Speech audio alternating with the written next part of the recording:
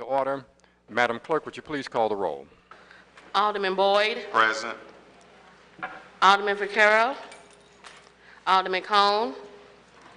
Alderman Ornowitz. Here. Alderwoman Hubbard. Alderman Kotar. Alderwoman Spencer. Alderman Muhammad. Present. Alderwoman Boyd. Chairman Kennedy. Here. You have 4 present. Please, Alderman Vaccaro is yeah, here. Vaccaro is here, he's just on the other side. Ways and Means. Please excuse Cone and Alderwoman Boyd. So noted. Thank you. We have here today the Coalition Against Police Crimes and Repression to discuss with us revisioning public safety.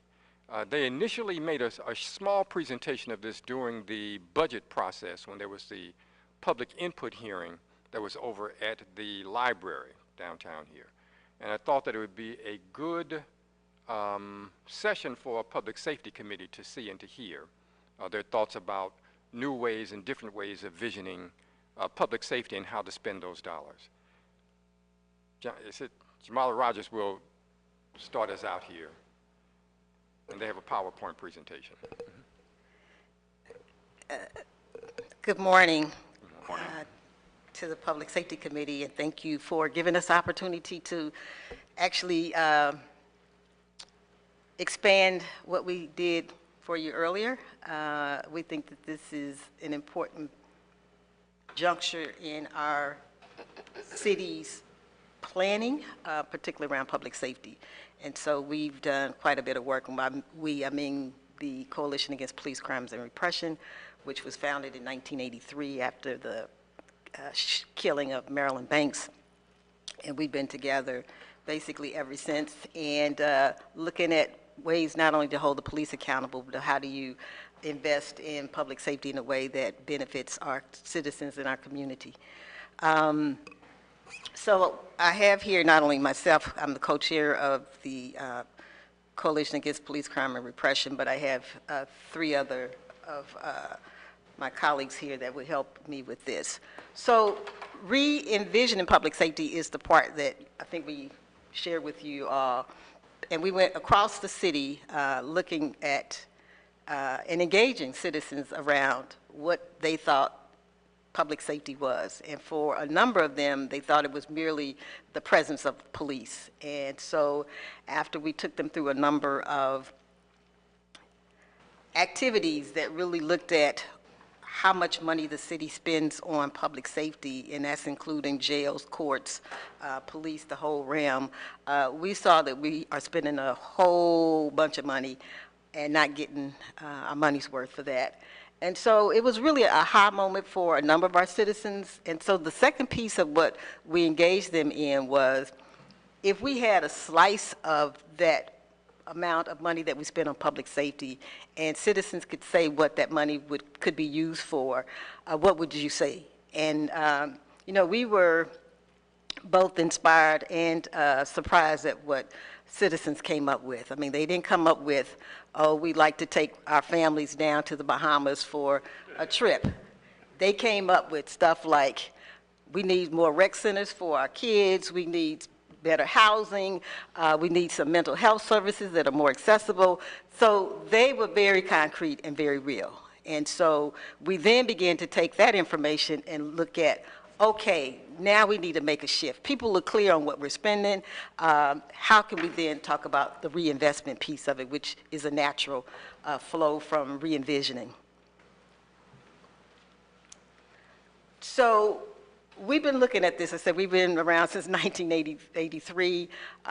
We're the group that gave leadership to getting local control of the St. Louis Police Department, the establishment of the Citizens Oversight Board. And so those things are all helpful. They involve citizens, but we need to do a lot more. So when we talk about the arrest and incarceration model, we've looked at not just what's going on here, St. Louis County, but all over the country. And there's a heavy investment in law enforcement. And as I said, to the tune of not getting the best for our buck, because when we look at, for example, what we're arresting people for, and there's a quote there by Mayor Slay, in 2016 about the crackdown on loud noises, speeding, public urination, all of that. Those are not exactly the kind of things that people are worried about. They need to be dealt with, but if somebody gets a ticket for littering and get hassled for loud noises, that creates a whole nother dynamic. So some of you all might have saw, I did a series of articles for the St. Louis American as we went into this midterm elections, and one of them was around marijuana, and I was asking people to help me develop or help my view on marijuana evolve, because what I saw was the incarceration rate for blacks was way out of kilter. And it's not just in St. Louis, but all over the country. And even if we legalize marijuana, it's still illegal federally, and we still got that hole where black folks would then still be subject for arrest. So we got 18 times more likely for black folks to be arrested for marijuana possession. And even though I think even from the board there has been some attempts to lower that threshold, but at this point it's still illegal. And I think this comes not only from the ACLU study, but also there's a annual report from the AG's office that talks about this issue. So when we look at what's not working, and we see it every time we turn on the evening news, like what happened with a carjacking here, what happened with somebody coming up taking stuff off people's porches, that kind of thing. But this represents like some of the more serious crimes, and in particular, some of the more violent crime is up. And so that's definitely raised people's sensitivities as well as their hypersensitivity to what it means to be in a community where that kind of violent crime is happening, and you're feeling helpless and you're trying to figure out what it is. And again, people think that the presence of the police is going to help that, and so we need to always try to get to the root causes of that. So right now, and this is, a national study, St. Louis is 11th highest in policed communities. So we have enough police officers to do what they need to be doing. That's pretty high, 11th for a city of our size. And so, so obviously adding more is not going to be the solution. So if we go by what the current projections are for officers, that's going to rank us 6th nationally. Yet people in our community still are saying they don't feel safe. There's people in the communities that look like me that say even when they call the police and they don't come, what does that really mean? Because isn't that what police officers are supposed to be doing? So we got some gaps between what police officers are supposed to be doing and what they do and how they do it in different communities. So I'm going to just have you put them all up there. There's some slides and there's another one. So one of the things we try to do is to map out what our money is spent for in terms of the general revenue fund. And one of the interesting things is the police department budget. And we understand that they're still getting used to being under local control where everything should be more transparent, particularly to a body like this. But we found it very difficult to even get the real numbers for what the police department is spending. We've gotten it through Sunshine Act and through some other means, but we don't think this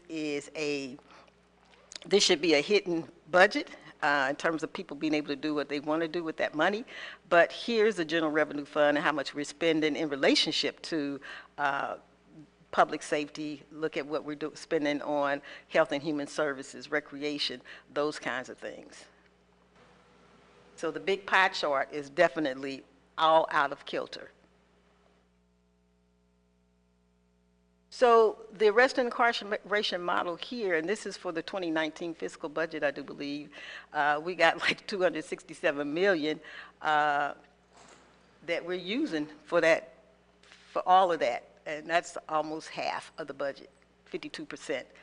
And so how can we look at reassigning, reallocating those funds so that we really do have public safety? And public safety is not just about adding more police officers to the equation, but actually attempting in some real way to address the various needs of communities and families. And as I said before, people are looking for accessible housing, health care, particularly mental health. They're looking for living wage jobs. So those are the things that help bring down the numbers for crime. So I just want people to remember 52% is what we're spending, and how can we look at that overall budget and start to really look at how we're going to make it function for the city. The next person that should be coming up, Keith Rose, is going to take the next few slides. Thank you, Jamala. Oh, I think that was also one of Jamala's slides, but that's fine. So looking now at the imbalance that Jamala had just mentioned to us. Would you identify yourself? Oh, I'm sorry. My name is Keith Rose. So looking now at this slide, as Jamala was just referring to, we have this distorted imbalance in the amount of money that our city is spending on policing and what we are spending on the programs and resources that are shown to actually prevent crime. And some of those, for example, are the school programs, and some are jobs, building demolition, recreational programs, social work, and mental health. And those have been shown across the country to be instrumental in preventing crime and not just addressing crime on the back end. You can go ahead. And so when we talk about this preventing crime versus addressing crime on the back end, we often see public safety as something kind of like solving crimes after they're done. But it's really important that we start to envision public safety more like we think of fire resources. So we know it's important to put out fires, but we also know it's important to prevent fires. And so having this proactive approach as opposed to a solely reactive approach is going to dramatically increase safety here for the city of St. Louis. And so instead of looking at public safety as crime response, I encourage you to start looking at the original meaning of the phrase public safety, right? Safety for the public, which has many forms. And so looking at it on a more holistic approach, we can start to address the problems. Yes, and so if you could advance the slide. Thank you. And so this holistic approach to public safety addresses not only the violent crimes that we talk about so often, but also all of the other aspects of what makes a community and a person safe. And we know that people don't feel safe if they don't have a job. People don't feel safe if they don't have housing. People don't feel safe if they don't have health care. Holistic public safety includes things like in a city where asthma rates are disproportionately high compared to the rest of the country, public safety is having clean air so that our children are not being hospitalized. And it's important that we, as people interested in public safety, understand that as under our mandate as well.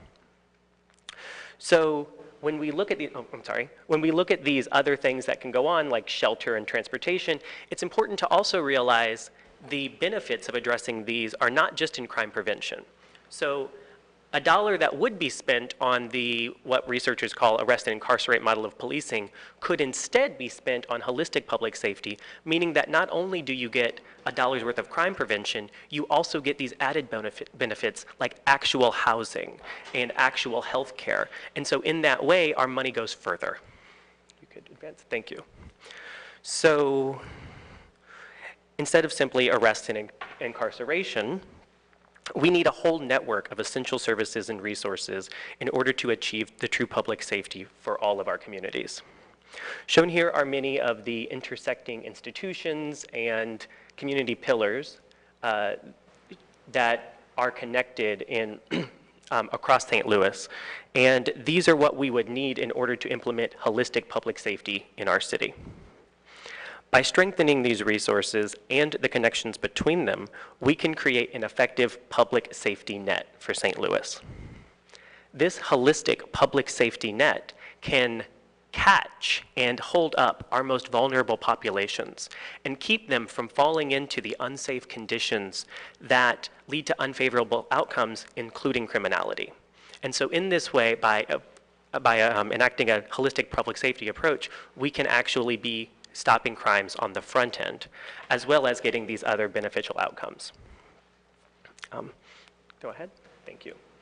And so it's really important when talking about any of these issues to recognize who is unsafe and understand and remember that in St. Louis there is a dramatic disparity. So I'm sure you're all familiar with Dr. Jason Purnell's study For the Sake of All and all of its dramatic and horrible findings. And so just some of them being highlighted here is that a child born in Clayton can expect to live 18 years longer than a child born in Jeff Vanderloo. And so what does that mean for public safety? And that's not just gun crimes, right? That's all kinds of aspects of their safety. And so it's important to address this disparity and to acknowledge that there's many disparities in St. Louis in the way we allocate our resources. And so we need to make sure that the money that we're putting into these programs is being put in an equitable way. Go ahead. And now John Chasnoff.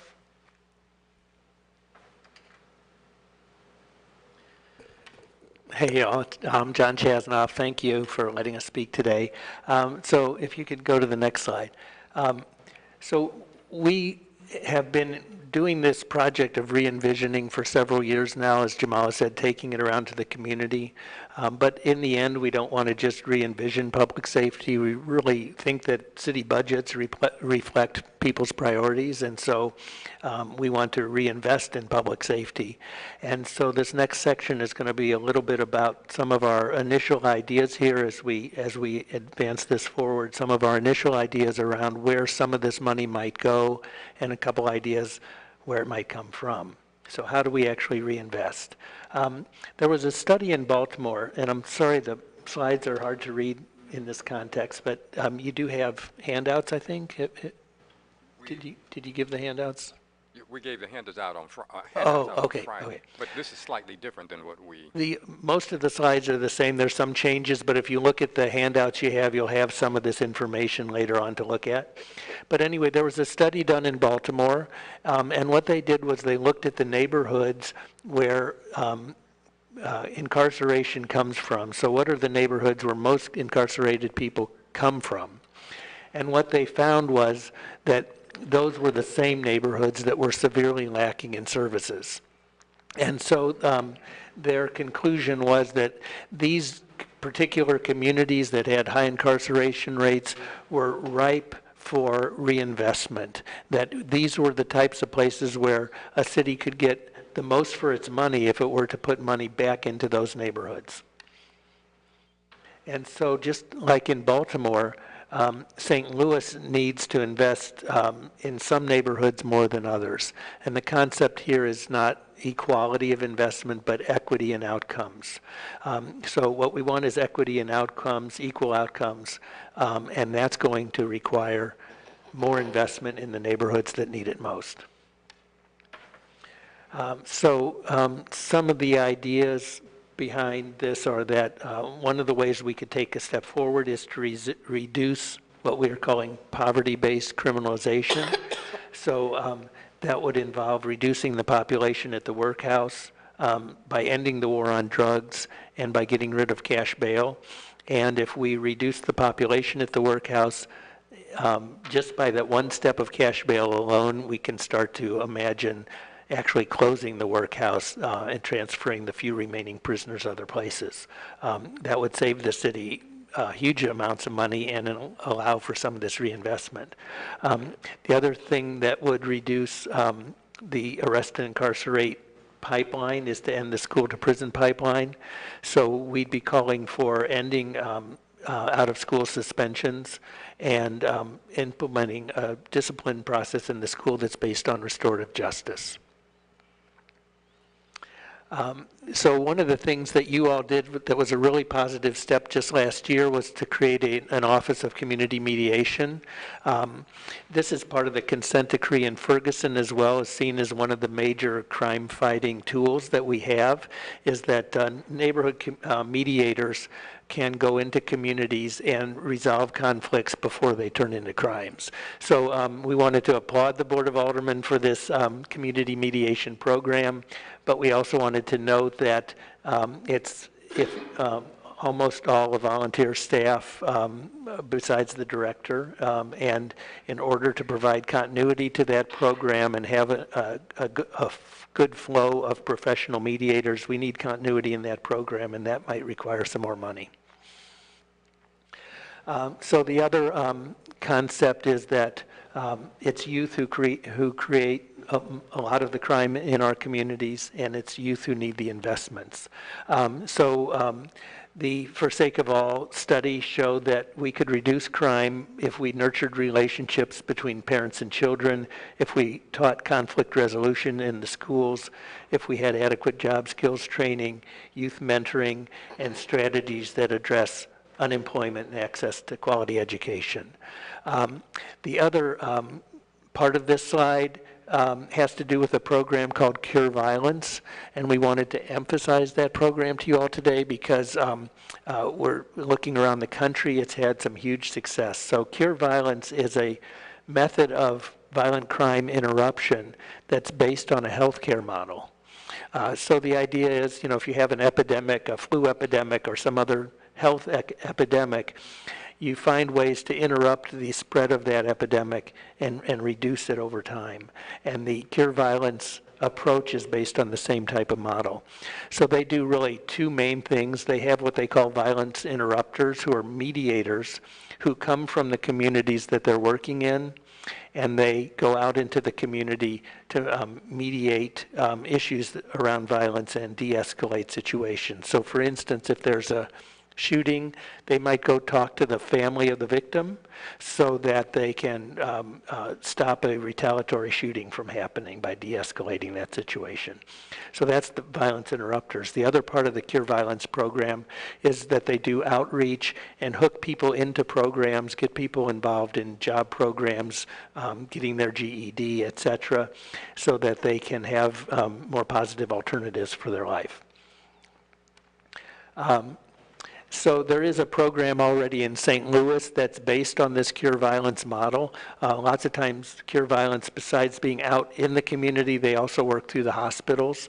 And there was a program here that began at Children's Hospital where youth who came in who were victims of gunshot violence would be assigned a social worker who meets with them weekly for, I think it's a 10-month period. And they have shown that they've been able to reduce the repeat victims of violence by 10% at this point. So that program is being funded by a 3-year grant. It began at Children's and it's spreading to other hospitals, but we are very encouraged by that program and think that if it were linked into Cure Violence out in the neighborhoods, that we could have a huge success rate at lowering violence. Next. One of the programs that is based on the Cure Violence model that's had a huge success is in Richmond, California.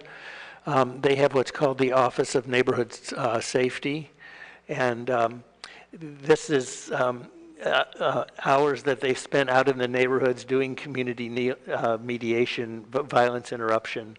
And the next slide. Over a 10-year period, they were able to have a reduction in gun violence of 71%.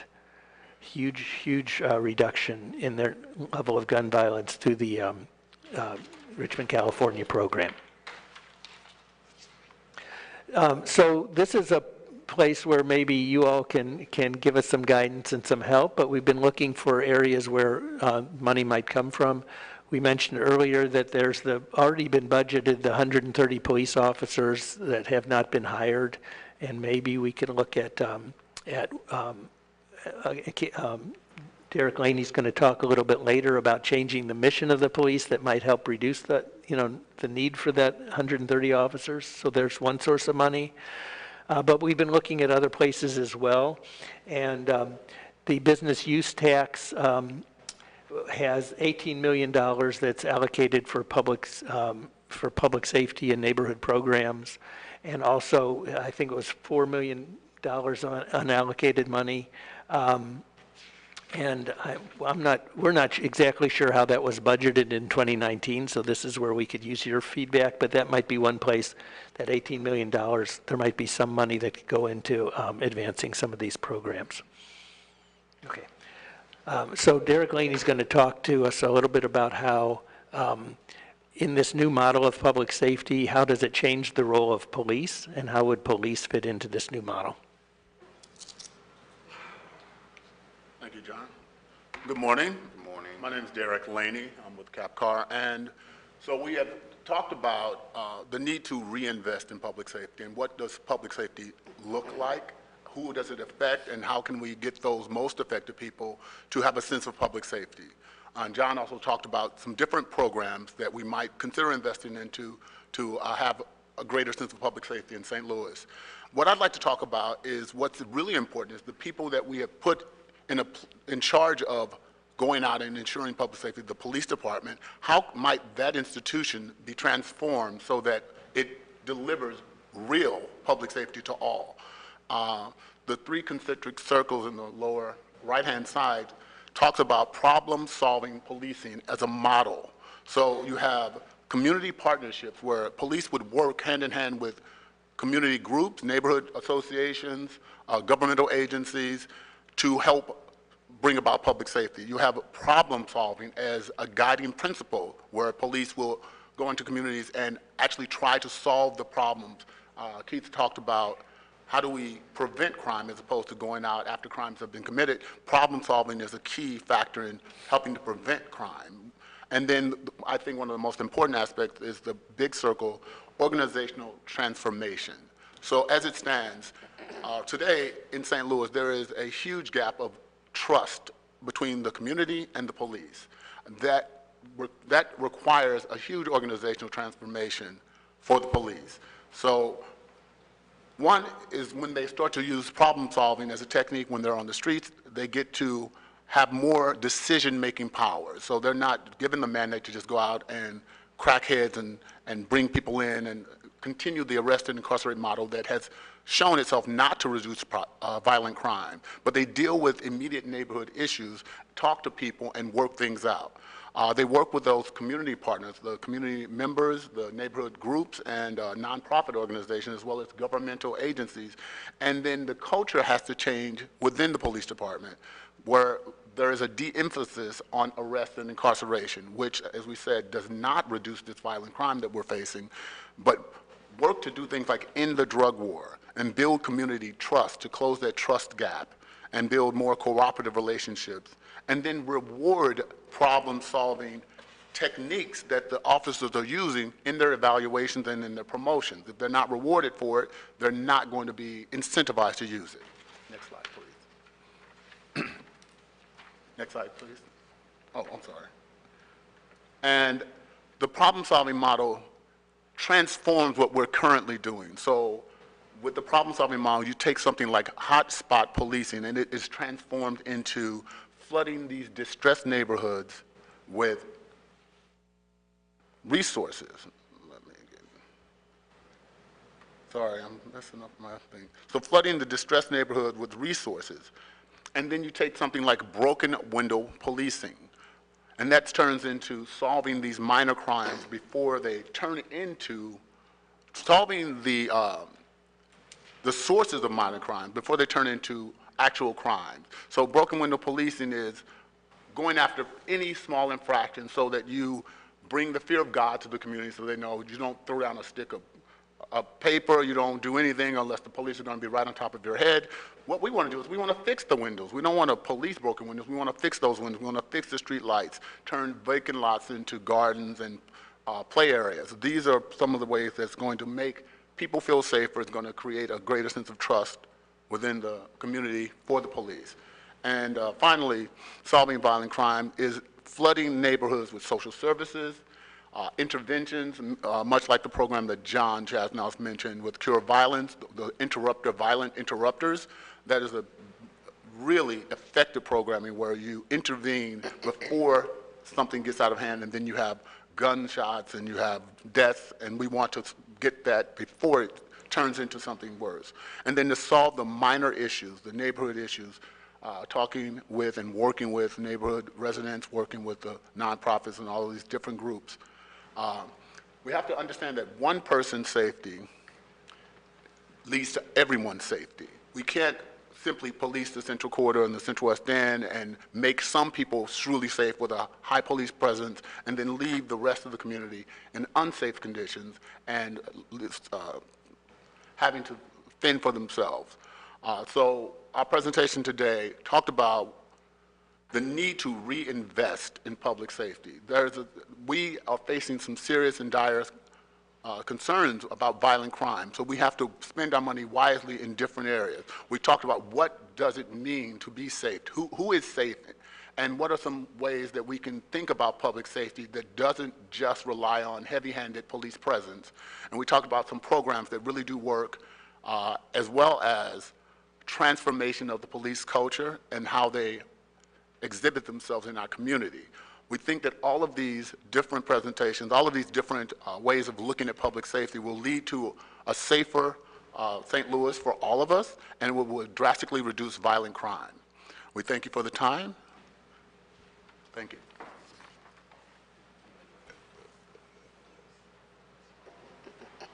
So we just wanted to see if there's any questions or clarifying information that you have. But I do want to emphasize that a lot of times people see things on paper and it looks really, really nice, and that's not the way that it operates in our communities. And so, I think that's been a problem, because then people say, oh, we got this, already got this program, but the way that program is implemented is not helping. The other thing that I would emphasize is that in many ways, the police department gets incentivized to continue the way that it operates.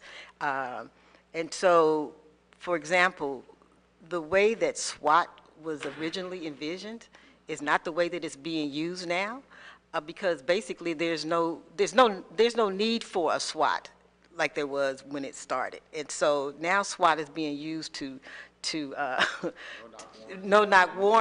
warrants. I mean, really, that's what we're using it for. But then there's federal dollars that come if you use SWAT and you use these programs. And so people say we got to have it because we're going to get a federal grant. And what we're saying, we need to rethink all of that. If we are saying we don't want that kind of heavy-handed approach, we want a transformational approach, then that means sometimes we're saying we're not going to accept that grant, or we're not going to take that money.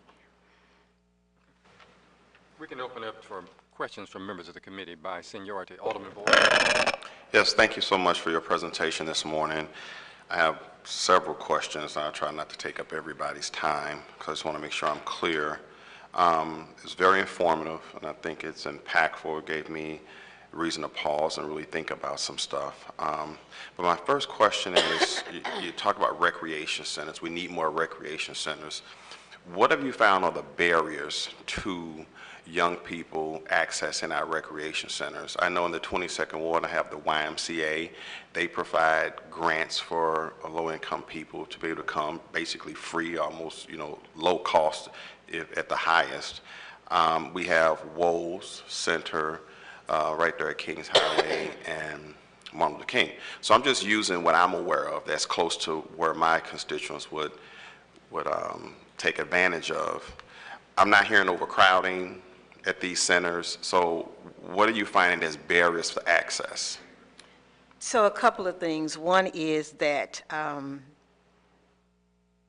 in terms of the YMCAs, and particularly the two in Carondelet Park and Penrose, is that people don't know that there's those kind of grants that they can take opportunities to do. So that's not widespread, even as long as those rec centers have been up. People see them as private, and therefore, if they don't have any money, they can't come. The other thing is some of the existing rec centers are understaffed and have very low-level programs that really don't attract youth. I mean, I'm just got to be very clear about that. And that's been going on for some time. So if you bounce a ball and play basketball, maybe there's a place for you. But for other things, I just think the rec centers haven't kept up with the changing needs and interest of the population as, say, maybe the public libraries have. They've become very diverse in the way that they bring people in. The other thing is the safety issue. So it used to be that you just go walk somewhere. Parents don't want their kids walking like that anymore just because of safety. So if it's not a place that's in maybe 4 or 5 blocks walking distance, then there's really no place for those kids to go. And I think even if there are parks that don't have a rec center attached to them, those parks aren't really that safe either, because sometimes that's the place where people, like, create their business opportunities for drugs and that kind of thing. So I think the whole youth recreation piece needs to be a look at it. And we actually would like some of this money that we talked about to go into parks and recreation to actually beef it up in terms of what young people want to do these days. Yeah, good point, because I have heard some of those barriers of maybe the parks doesn't feel safe, like Margaret Anderson Park right there at Clara and Martin Luther King, Amherst Park, there's shootings or drug activity. But then again, on the flip side, those are low-level crimes, quote unquote. So how do we reconcile going after drug dealers that are sitting in the park, causing, parents to pause, they're sending their children over there, to arresting them for quote unquote a low-level crime or prostitution going on in the park? I mean, how do we reconcile all of that? Because we can't leave a police officer, and no one wants to see a police officer at the park every time they come, or the park rangers, because then the appearance is it's not safe to go if you have to have a police officer there all the time. So how do we reconcile dealing with the negative behavior that's going on in the parks and making them safe and making the community feel comfortable going to the parks and recreation centers? So I would say that my part of the presentation about problem-solving policing is that we have to look at people who are engaging in those activities not as criminals, but as people who are responding to the environment that they're in. If you don't have enough money to take care of basic needs, then you will resort to perhaps selling drugs or prostitutions or things of that nature. If problem-solving, the transformation brings problem-solving policing to our neighborhoods, then we can say, what is going on in your life that this is a choice for you, and what resources can we bring to bear to help you find alternative, non-law breaking choices? And then people don't want to be criminals. People want to get the things that they need in their lives. If we provide them a way to get those things, then they won't engage in the criminal behavior. And whose responsibility is that? Are you saying the city should fund more organizations to mitigate those type of issues? Well, with problem-solving policing, that one slice of that responsibility is the police. It is their responsibility not to go and run folks off or arrest them and incarcerate them, but to help them be connected with those other groups, community groups, nonprofits, governmental agencies that can help fulfill those needs that they have. The other piece is the community. So as you're talking about community engagement and community involvement, if people understand what they want for their neighborhoods, then they're going to find ways to engage those young people. And most of them, we're going to know. I'm going to say, Jesse, you need to take that stuff on down the street. We got babies here playing. Somebody knows those folks, so let's not act like these are strangers coming into the neighborhood. Right. And so people have to feel emboldened and empowered to say, no, these are the playgrounds for our kids. Now, if y'all want to do all of that, can't necessarily pull it together the way we want to, but right now, this has got to be safe space for our children. And I agree with you 1,000%, Jamala, because that is personal responsibility, and that is something we as community members should be doing, and not tax the police what happened to do that. Because if we expect the police to carry pamphlets and follow through with people they engage with the negative activity, not having to arrest them, which I'm really excited about Kim Gardner's diversion program. So when they do get arrested, they have a second chance or maybe a third chance. So I think we're making some good steps in this cycle, to end some of the mass incarceration. But if we don't have willing participants, and if we don't have residents in the neighborhood that are willing to say, hey man, you can't sell drugs across the street from me because I have a family. And because I've lived my life like that. I had to deal with drug dealers. And I would tell them right across the street from me, it looks like you're selling drugs. You haven't sold me any, but they're going to come and get you if you keep doing it. And I'm going to be one of them that tells, and a whole bunch of other people. But until we have the courage to do that, it's difficult. And then not having trust in police, they don't want to call the police and say anything because they think the police are going to tell that they called because they fear of retaliation. So it's a whole cultural shift that we're going to have to make. But everybody has to do their part in that space. The police has to do their part, and we have to do our part. But that's the hardest part. One tactic that I used to use, not as much as I used to, but I would have a trash bag, and when I see those young people, I say, can y'all help me pick up some trash around here? So that, they gonna do it at that time, but they ain't gonna be hanging around the next time they see me because they know I got some work for them to do. I wish we had more people doing that because it works. It really works. It's all about how we communicate with one another. You also talk about 37.1% officers. We have 37.1% officers per 10,000. But then I have constituents that are complaining that when I call the police, they never show up. I mean, that's a classic. They never show up. They never show up. And then so we ask, why don't you show up? What are you doing that it takes you 45 minutes because I call, my house has been broken into? Because of how they prioritize, you know, the calls for services. So on one hand, in your model, in your presentation, I can say, oh, wow, that on paper, it looks like we have an abundance of police officers. We don't need more police officers. But when you have constituents that are calling you, telling you it's taking way too long for the police to respond, we don't have enough police officers. So I'm trying to reconcile in my brain, you know, what's being said and what actually happens in the community when it comes to police response time. I think we both jump into I'll say one thing. So you do have police officers showing up for a panhandler in the Central West End, which is not life-threatening, which is not a huge problem in the scope of things. Those police officers that show up for that are the ones not showing up for someone getting shot at north of Del Mar. So it is a priority, not a question of the number of police. If the priorities were that the people north of Del Mar were as valuable as the people south of Del Mar, then you would see some different response rates. Okay, so can you quantify that data? Because I'm very interested in that. Because when I speak to the police, they talk about how they process. So the panhandler is probably going to be 2 hours getting to, from what my understanding is, than the person that was shot or stabbed or there's a fist fight. They're constantly. Okay. They're constantly. Okay, those small, and broken window I accept that. I'm just asking, do you have any quantifiable data that we we could? could get it for you. I would really appreciate that because I want to use that to, you know, help make things better in my neighborhood.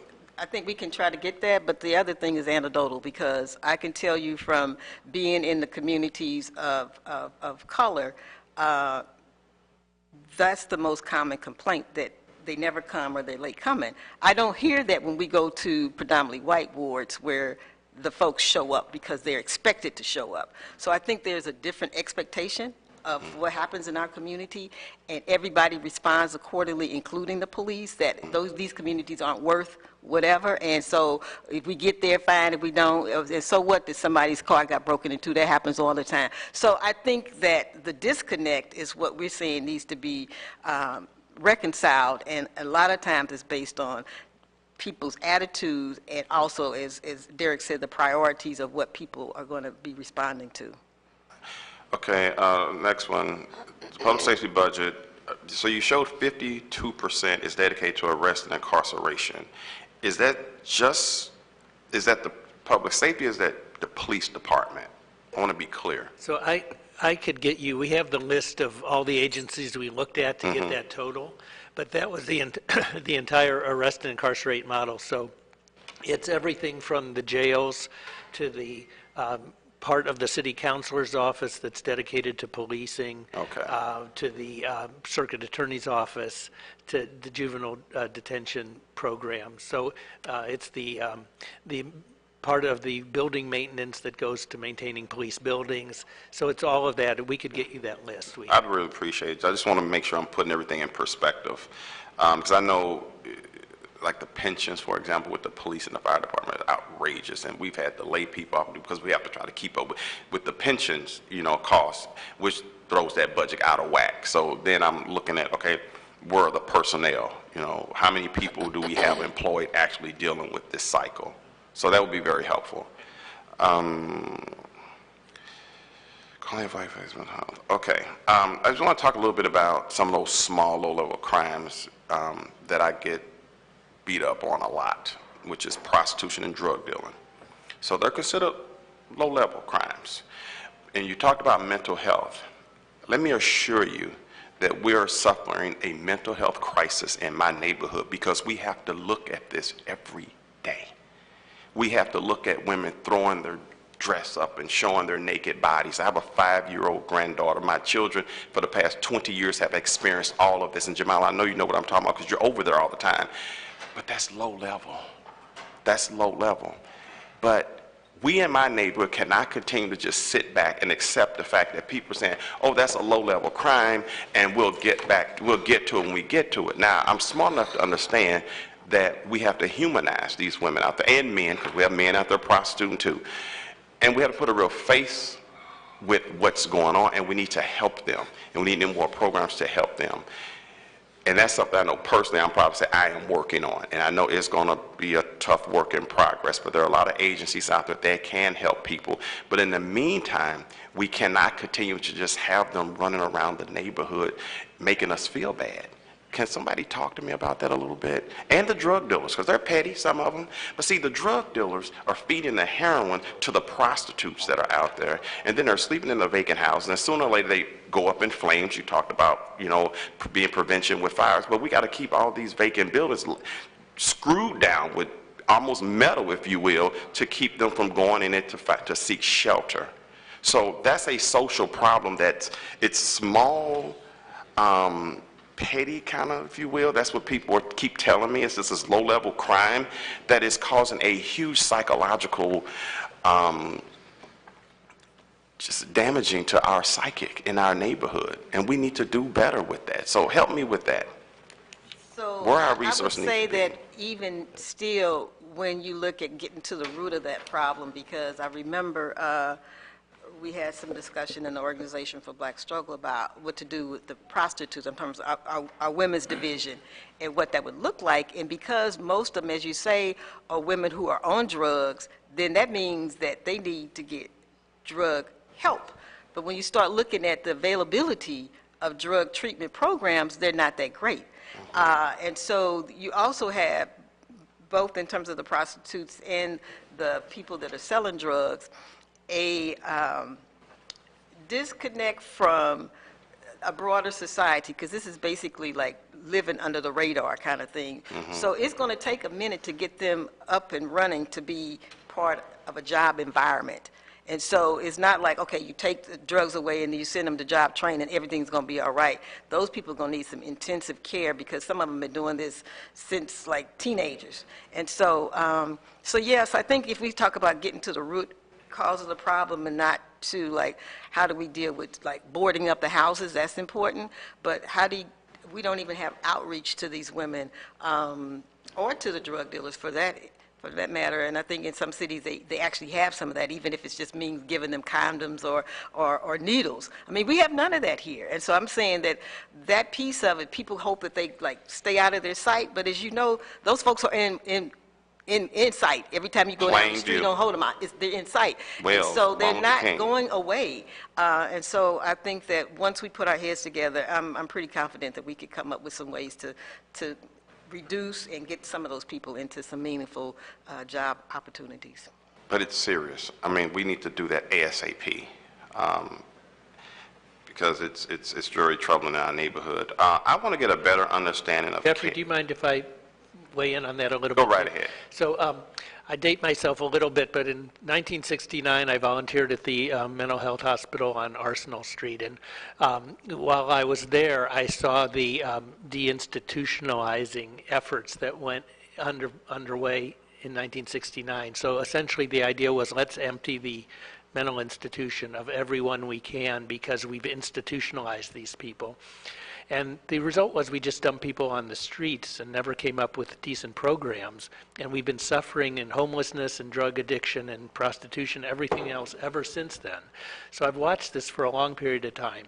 And I sometimes feel like you all are like the CEO who is only accountable to the next quarterly report. You know, you don't get to often take the longer view because the short-term problems are so immense, and I sympathize with that. But I do think we have to look, where do we want to be 5 years from now, and not just deal in the very short term. But we also, I think you're right to say it has to happen ASAP, and that means taking money from something to put into these programs that we know we need to have. And so we just voted to finance a new headquarters for SWAT. And Jamala mentioned SWAT, so I just wanted to throw out some statistics. I did a sunshine request, and over I think it was a 5-year period, there were 1,600 deployments of SWAT. And out of those 1,600, there was less than 1% that dealt with what we think of as SWAT, which is active shooters in barricaded situations, hostage situations. Less than 1% of those 1,600. And there were only, so then you look at high-risk warrants, which is the other main use for SWAT, high-risk warrants. Out in those 6 high-risk warrants, there were only 3 incidents where people shot at the police. And so we have almost, 1,600 cases and only 3 where people shot back, but we're labeling all of these as high risk. And so I think we really do, it's difficult to look at the police budget, and it's maybe not politically popular, but we do have to look at these things and see what are we getting for our money and use that money for more productive purposes. Thank you. Talk to me about, is it Derek, right? I'm Derek. Because so you talked about end the drug war. What does that look like? What are you really talking about? Well, the drug war came out of, was the late 70s, and there's evidence and there's records to show that it was basically an attempt to apply mass incarceration to the African-American community, that it was not an attempt to curb drug crime, but more to reduce the voting bloc of black folks. And so it has not had any of the intended effects of reducing drug crime. It has the effect of just increasing the mass incarceration of African Americans and brown people.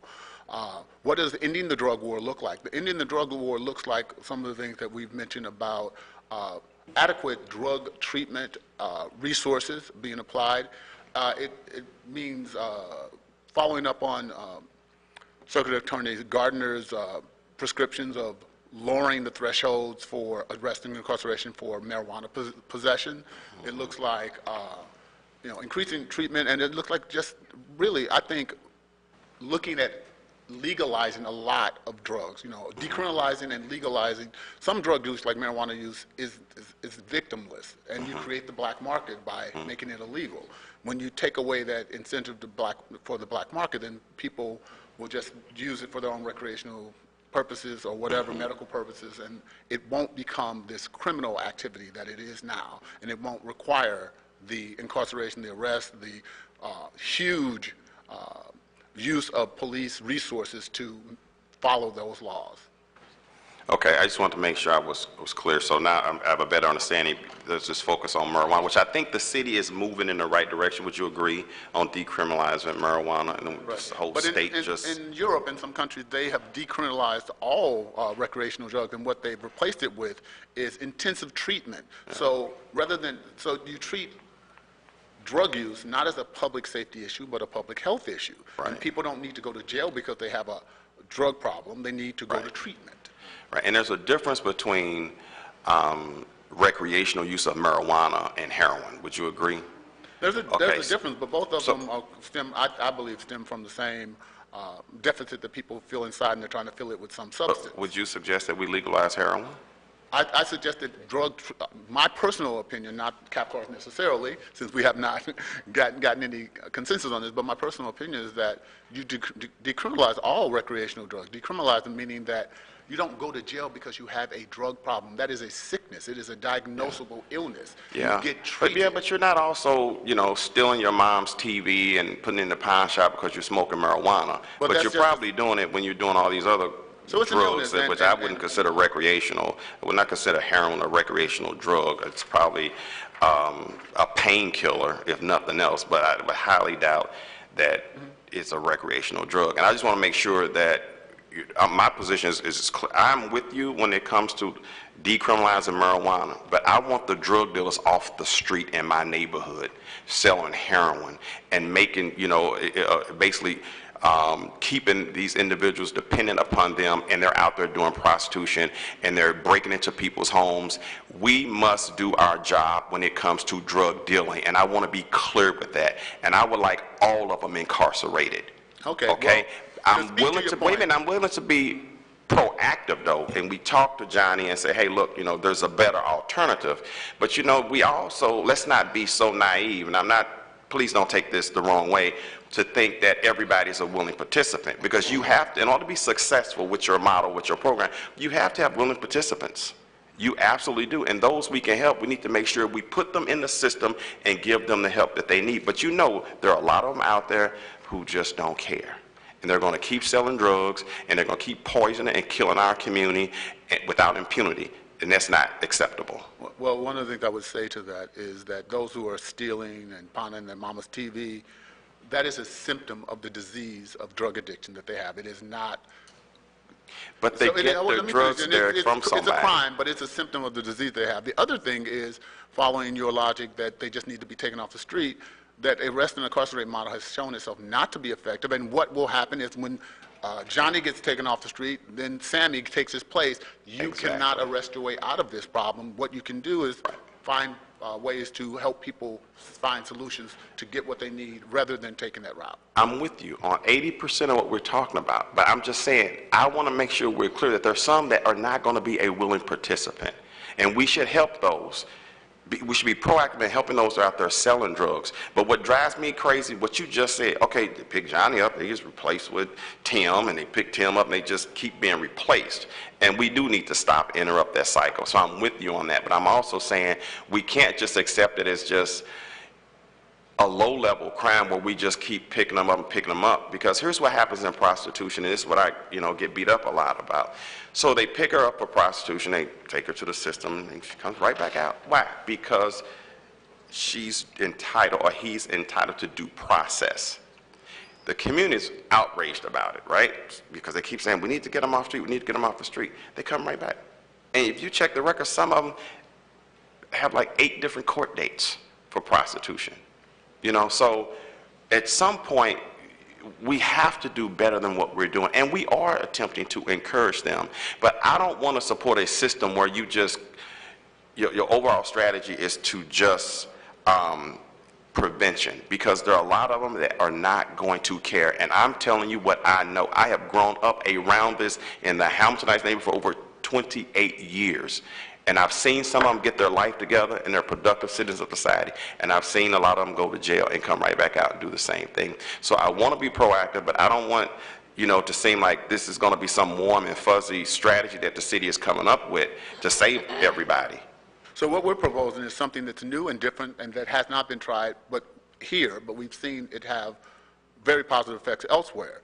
What you're proposing to continue to do has been happening those 28 years you've been talking about and hasn't solved the problem. But not to everybody. I want to be clear.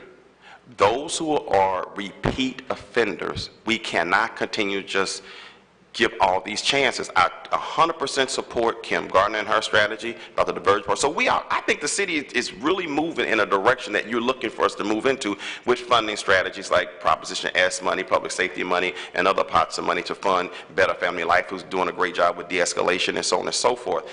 But I want to make sure we're clear. There are some people that we're not going to be able to help. And we need to get them off, because to me, they're the parasites. The ones that want help, let's help them. But those that will just continue to do no matter what you say, and let's keep it real. There are really people out there who don't care about my neighborhood. So I think I'm passionate about this, guys. But I'm not beating you up, because I think we're on the same side with this. It's just that I don't want to lose sight of there are some that got to go.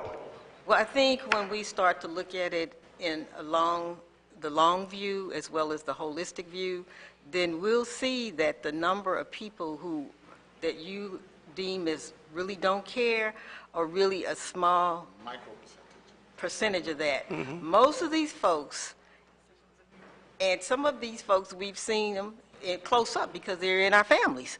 What happens that they drop off and start doing these things? It's some very specific reasons, and some of it goes back to the slide about what young people need. And if they didn't get that, then they're going to get it wherever they can. And so I think the drug piece, the face of drugs and drug addiction is changing. I mean, now crack cocaine is not the big seller is like opioids. Right. But I'm saying we haven't even kept up with all of that stuff. And so I think once we wrap our heads around what does it look like for us to do drug prevention, drug intervention in our neighborhoods, then I think the outcomes are going to be much better than what we anticipate. I'm going to end it on this. Do you think the city is doing a decent job moving in the direction that you would like us to move into as we interrupt this cycle? I know we can do a better job, but I'm just... You can do a better job, but I think one of the things that's probably not clear to our communities is what is the plan. Okay. I mean, so we know it in very small pieces, like we doing this here, and I hear about, Alderwoman Green's thing around marijuana, but I don't think there's a plan that's come out of the board to say, here is what we're going to be doing over the next 5 years. Okay. And we need your participation in helping it to be real and to be effective. Thank you. I really appreciate your presentation. It was, again, eye-opening, and I'm very supportive of 90% of what we're trying to do. I just need some help in my neighborhood. I want to feel better, I want my family to feel better about living there. Alderwoman Spencer, do you have any questions? Thank you, Mr. Chairman, and thank you all for being here today. I agree that this was a very informative presentation, and it's refreshing to hear some positive, forward-thinking ways of changing the public safety dynamic for our city and our region. I was really impressed with some of the data, and I had some questions on to clarify some things. St. Louis being the 11th most policed city in the United States, one thing I've noticed in looking at some of the FBI statistics is that not only are we heavily policed, but many of our police officers are not actually on the streets. They're not working with communities. They're behind desks and that sort of thing. Is that something you've taken a look at and noted? Because I think police officers can be effective when they are part of the community and working with the community rather than being, behind the scenes. I don't think we have the statistics at hand, but we hear the same thing constantly. We have so many white shirts. We don't have people out on the streets, and we're a top-heavy department. And I think that really does need to have a serious look taken at that. It might not be a problem we can solve overnight, but as people retire, we can look at what positions really need to be refilled. Sure. I would just encourage that, looking at that to be part of what you're doing, because I think it's a really important, crucial piece. If we can get more officers engaged in a positive manner outside of the halls, the walls of the police headquarters, that could really improve some things. The cities, the other highly policed cities, the 10, I suppose, that are higher than St. Louis, I'm curious to know if they have higher or lower crime rates than St. Louis, and subsequently, if they are also making significant investments in the human capital that is their citizenry, in addition to the high investment in their policing. Has this group looked into any of that? No, it's a really good question, and so we have just developed a research working group, and I will pass that on to them because I do think you're right. That's a serious question. Yeah, I appreciate it. I mean, I'm sure you know that here at the Board of Aldermen, we don't have a research group, and so while we don't have any staff hardly at all. We have share. So any research you could do on this subject matter, which you're experts in, would be very, very helpful and useful to this board and specifically this committee as we look at moving us forward in a more positive manner. The Baltimore study, I see you have a link here. If this is something you could send out electronically, I think it would be very helpful. I'd be curious to read that study. I don't know the title of it, and I don't have this electronically, so I'm unable to use the link here in the presentation, but I was very curious about that. And then I want to turn to the marijuana and the arrest rate here. I was curious, the slide that described the arrest rate for African Americans for the use of marijuana being 18 times higher than that of whites. Is that something is that a rate that is that a statistic specific to St. Louis, or is that a national statistic? That one was specific to St. Louis. Really? But there are comparable high rates across urban areas. Okay. Well, I wouldn't say comparable because it was one of the high rates, but across the country, I think the rate was something like 3 or 4 times higher. Really? But ACLU did this study county by county. Really? And so Yeah. we could get you that ACLU study too. Would you do that? That is really an incredible disparity. I'd be curious to know, too, how that may or may not have shifted after the decriminalization bill ordinance was passed here in the city of St. Louis, I believe in 2014, if that made a difference at all, one way or the other, impacting that disparity. So if there was any longitudinal data on that, I would be curious to know. Alderwoman Spencer, recall that I've said that the AG office does this every year for all of the jurisdictions in Missouri. And so St. Louis has been consistently high in that way, and the disparities really stark. And so it's not been that much of a decrease since then. I would just be curious to know if it worsened it or maybe improved it, or if we could, if we could take any lessons from any shifts that's happened from that. The reason I'm asking, too, is going into my next question, passage of State Amendment Number 2, sort of the legalization of medical marijuana, how that may or may not impact that disparity, and how we can maybe make some inferences or take some lessons from the local decriminalization here as one step towards that, and how you may see the implementation of Amendment 2 having an impact on those figures. I don't know that the Amendment 2 is going to have a whole lot of impact. Maybe some of my colleagues might differ, and that's because it's still medical marijuana. You have to go through a particular process to do that. It's not recreational. But I will say that even given the difference in the drug policy that's more realistic and more open to what the reality is, it's still a disconnect between policing. So even though there might be a plan that says if you have one, whatever it is that you can have without it being illegal, if you got police officers that are targeting young black men, then obviously those rates are going to be higher. And what we found out, not even just the amount of arrests, but the drug use between blacks and whites are comparable, but yet ours is, that many times higher in terms of arrests. So that's not just a drug policy, that's a policy of policing. And that's why all of this stuff is together. You got to look at it in a holistic way.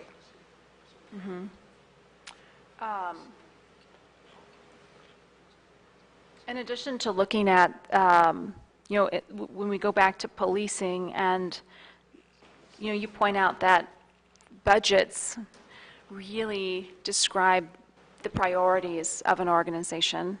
I agree. I'd like to look at some of those other cities, the successful cities, because not only do we have a very high amount of money per capita going to policing, but it's a very high percentage of our overall budget, especially when you take out the enterprise funds that are sort of untouchable. And I'm really curious to look to see how St. Louis stacks up to other cities with similar demographics, because we have to compare apples to apples.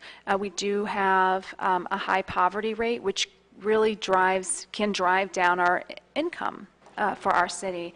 And so that high number of dollars we spend becomes a higher percentage of our overall income. And so that is an even bigger disparity. It could be when looking across the country at other cities. So any other comparisons along that line would be helpful, I think, to me. But going back to the budgets, I'm curious if you all have spoken to the mayor's office and had the same sort of presentation, because as you know, the budget for the city of St. Louis is largely set by the administration, and it's okayed by the Board of Aldermen, but when it comes down to it functionally, we have very limited capacity and authority to drive those decision-making. And even though the Board of Aldermen, I think everybody here, especially in the Public Safety Committee, would like to see more community policing, but the reality of the structure of our government is such that we have very little power to enact something like that. This is a structural change that would require, the initiative to come from the administration. We can advocate for it, and I think most of us would join you in advocating for a complete cultural shift. But functionally, we are very limited in how we can implement such a shift. So we have been making our way through the Board of E&A. We have met with President of the Board, Louis Reed, and Comptroller Darlene Green. Sure. And we have yet, I've been in a conversation with the mayor, but we've yet to have a meeting to address some of these specific issues with the mayor.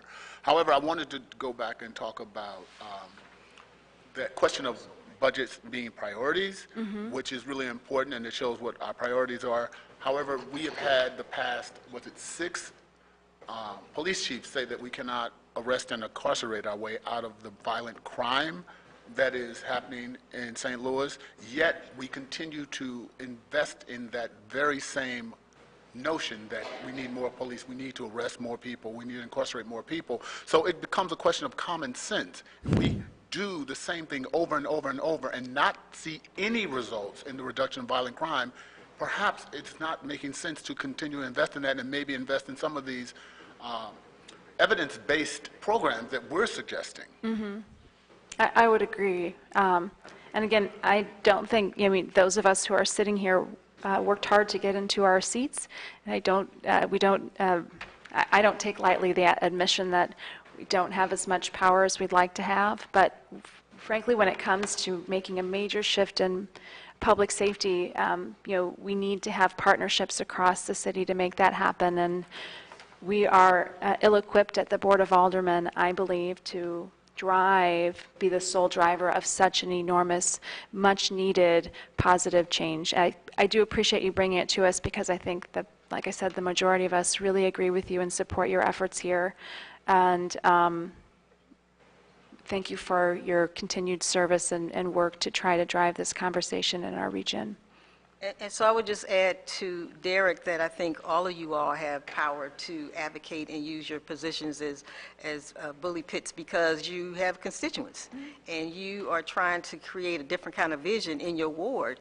And so that is the person that all of these folks in the Board of E&A look at because they're elected positions. And so the folks that they going to hear from are folks in you all's wards. And so I think that there are a number of groups, not just CAPCAR, that are looking at how do you make some meaningful change, and again, not keep repeating the same thing over and over again, because if you live long enough, you see that, okay, in 1969, we saw that didn't work. Now we in 1990 with some stuff around crack cocaine, that didn't work. What are we doing? We are supposed to be intelligent beings that are looking at a situation and say, okay, where do we take this from here? And we kept making reference to the forsake of all. I mean, we said Dr. Jason Purnell, who's become the face, but it was 3 universities, local universities that did a 2-year study of how violence affects everything, health, education, the way our communities function. And so there are different ears and eyes and minds that are trying to wrap their heads around what could it look like for this region who's already had a combustible moment with the Ferguson uprising to say those are the things that feed into that kind of combustion and what are we going to do differently going forward. So I think one of the things we're looking for is to be partners with you all as we look at a long-term plan to say, here's what we could do in 10 years. And in order to do that, it's going to have to start with the budget reallocation and how we're going to get people, because folks are already there from what we could tell when we did our town halls. They're looking at ways, okay, yeah, we see all that money that's being spent and we can't get a police to come to our house to deal with something. So people are ready for a change and they're looking to the elected officials, they're looking to social justice groups, they're looking for the universities, and we all are thinking about it. We just need to come together and create a plan. I agree completely, and I encourage you to continue to moving forward through other channels of government as well. But I would like to add just that I think many of us here are supportive of what you're trying to do. So thank you for being here today. That's all I have, Mr. Chairman. I know our Alderman from the 21st is Jessica. He was in another committee hearing that was going on at the same time, so he may have some questions after he had a chance to go through the material for you. And we are available. And we have several other alder people who are here. If you had any questions or comments, I know the chairman of Ways and Means just walked in, but he's the most senior out of the others who are here. That's where all the money is. Then we have Alderman Gunther. Did you have anything? Alderman Rice? No question. Okay. Then with that, A follow-up, no. the Alderman from the 22nd has a follow-up. Yeah, so, Jamala, I hope we live in the same world, because you said ENA, our constituent, will be calling them about issues. They never call the mayor's office. They always call me. I asked them to please call the mayor's office about some of the problems, because they all work for the mayor. I wish they would call the president of the Board of Aldermen and the comptroller, you know, but we're the first line of defense, and they always call me. You know, and I think, Appropriate. You said you're the first line of defense. That's Right. appropriate. But then you need to be telling folks in the board of ENA, here's what I'm hearing from my constituents. I've had 500 people call me around this issue, and I need some relief here. that's why I'm always talking to room 200. Amen. But I just want to make it clear, you know, they calling us first. I hope they spend more time calling them. Also, Jamal, in your experience, and you've been doing this for a long time, you've seen a lot of studies. You've seen a lot of studies that the city have done. You've seen a lot of studies that the university have done. One of the things that I would like to encourage the university to do is to put their money where their research is. Have you seen or know of any university that actually did all this research and funded a program and actually saw what was on paper materialize? So I think the fact that there is now an office that Dr. Purnell is heading up means that there was some amount of commitment to taking the study and making it real. But again, that's, and I haven't talked to Dr. Purnell recently, but one of the things that it has to do is you have to bring in the private and public partnerships for this stuff. We got a finite pie here in the city. That's why we said we got to reallocate. No more money's coming.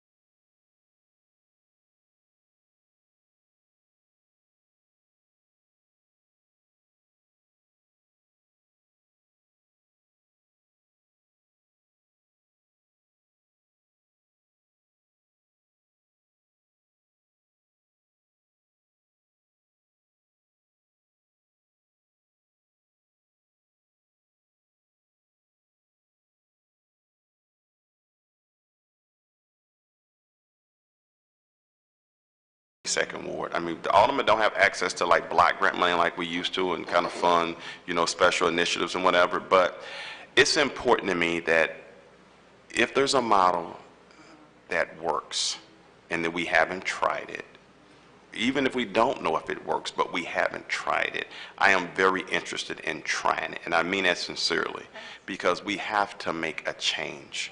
I've seen a neighborhood that once, we've lost hundreds of buildings since 2003. And citizens and voters.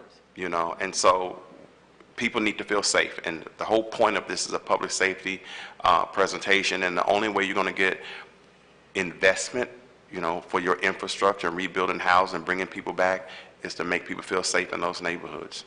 And that's a huge task and undertaking. And I think I speak on behalf of all aldermen. I say we, as one person representing a ward, can't do it by ourselves. Absolutely can't do it by ourselves. So I want to invite you.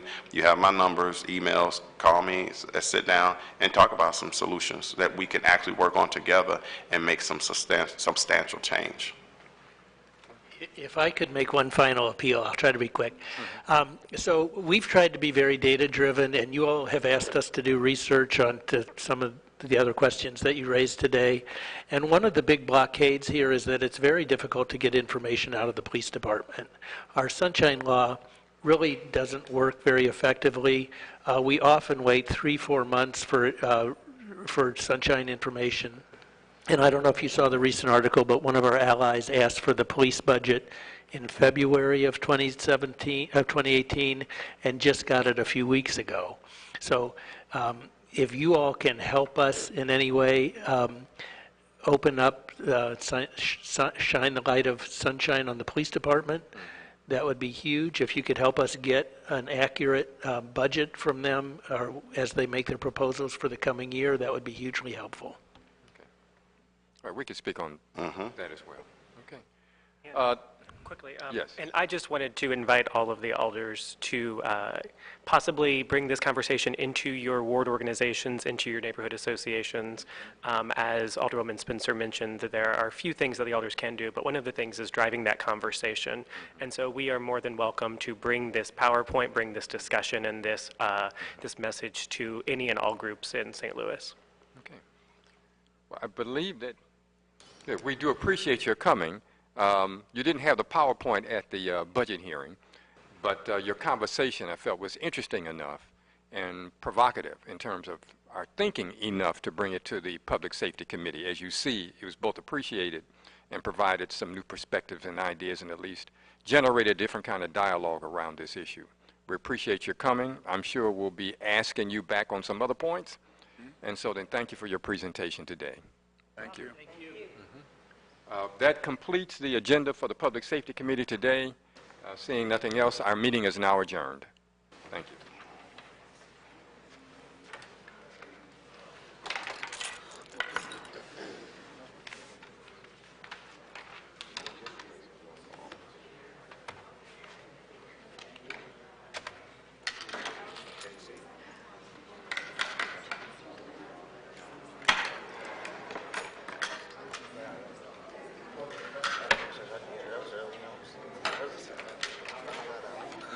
It was still very brief, resting.